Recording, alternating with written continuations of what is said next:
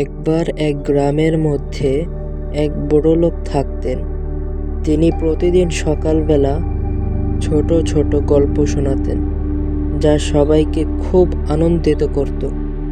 একদিন এক যুবক এসে তাকে বলল, বাবা, আমি সব সময় ঘুমানোর আগে আপনাকে গল্প শোনার জন্য আসি, কিন্তু আজ আমি এত ক্লান্ত যে ঘুমাতে গিয়ে না জানি কতক্ষণ লাগবে।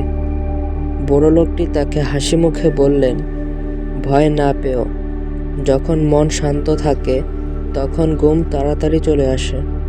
তোমার ঘুম আসবে, শুধু মনে রেখে শান্তভাবে শুয়ে পড়ো। যুবকটি বুড়োর কথার পর শুয়ে পড়ল এবং সত্যিই তার ঘুম অতি তাড়াতাড়ি চলে আসে।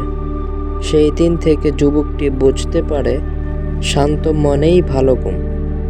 গল্পের শিক্ষা হচ্ছে, মানসিক শান্তি বজায় রাখলে ভালো ঘুম আসে। সবাই ভালো থাকবেন এবং এরকম আরও গল্প শোনার জন্য এই পেজটিকে ফলো করুন। আর যদি গল্পটা ভালো লাগে তাহলে অবশ্যই একটি লাইক করুন। Thank you for watching.